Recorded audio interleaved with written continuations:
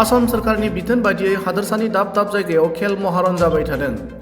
बेबायदिनो थामथि खोलोबनि खेल महारनखौ फकिराग्राम टाउन कमिटिनि सिंनि फकिराग्राम जौसिन फरायसालिनि गेलेग्रा फोथाराव 7 नभेम्बर खालारनिफ्राय खुंदों।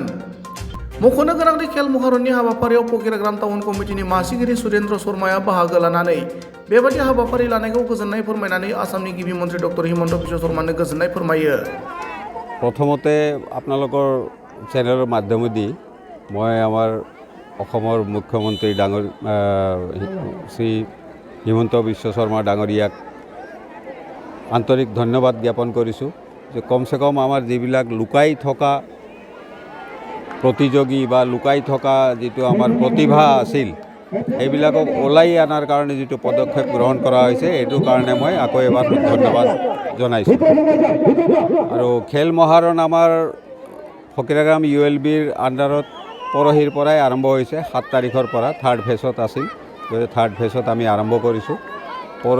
যোৱা পৰহি আমাৰ ফুটবল প্ৰতিযোগিতা আৰু ভলীবল প্ৰতিযোগিতা হৈ গ'ল। আজি পুৰুষ মহিলা দৌৰ প্ৰতিযোগিতা আছে, তাৰপিছত কাবাডী খেল আছে, বিভিন্ন খেল ধেমালি আমাৰ চলি আছে। বৰ্তমান আপোনালোকে দেখিছে আৰম্ভ হৈছে, সন্ধিয়ালৈকে চলিব। ইয়াৰ পিছত কাবাডী হ'ব আৰু ইয়াৰ পৰাই বাছনি কৰি আমি LAC লেভেলত আমাৰ ইয়াৰ পৰা খেলুৱৈবিলাকক পঠোৱা হ'ব।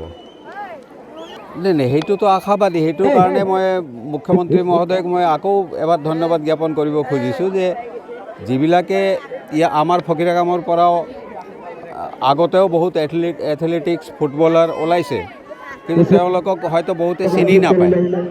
তেওঁলোকে হয়তো এনেকুৱা প্লেটফৰ্ম পালে তেওঁলোকে আৰু আগুৱাই যাব পাৰিলেহেঁতেন, কিন্তু এতিয়া যিটো প্লেটফৰ্ম এওঁলোকে পাব, এওঁলোকে LAC লেভেলতে নহয়, LACৰ পৰা ডিষ্ট্ৰিক্টত যাব, ডিষ্ট্ৰিক্টৰ পৰা ষ্টেট লেভেলত যাব, আমাৰ নেশ্যনেল লেভেলত যাব, তাৰপিছত হয়তো ইণ্টাৰনেশ্যনেল খেলিব। তেওঁলোকে অলিম্পিকত আমাৰ কাৰণে পদক আনিব। আমি এইটোহে আশা ৰাখিছোঁ। এইটোৰ কাৰণে এইটো আমি দেখা পাওঁ, পেপাৰে পত্ৰেও আমি দেখা পাওঁ, বহুত হয়তো হকীৰ ইণ্টাৰনেশ্যনেল প্লেয়াৰ তেওঁলোকৰ দুৰৱস্থা হৈ থাকে। গতিকে এইটো মই অসম চৰকাৰৰ লগতে ভাৰত চৰকাৰকো অনুৰোধ জনাইছোঁ যে যিবিলাক খেলুৱৈ আমাৰ ক্ৰিকেটৰ বাহিৰে কিন্তু বেলেগ খেলুৱৈবিলাকৰ আমি ইমান দাম নিদিওঁ, তেওঁলোকে যিটো ৰেচপেক্ট পাব লাগে তেওঁলোকে কিন্তু নাপায়।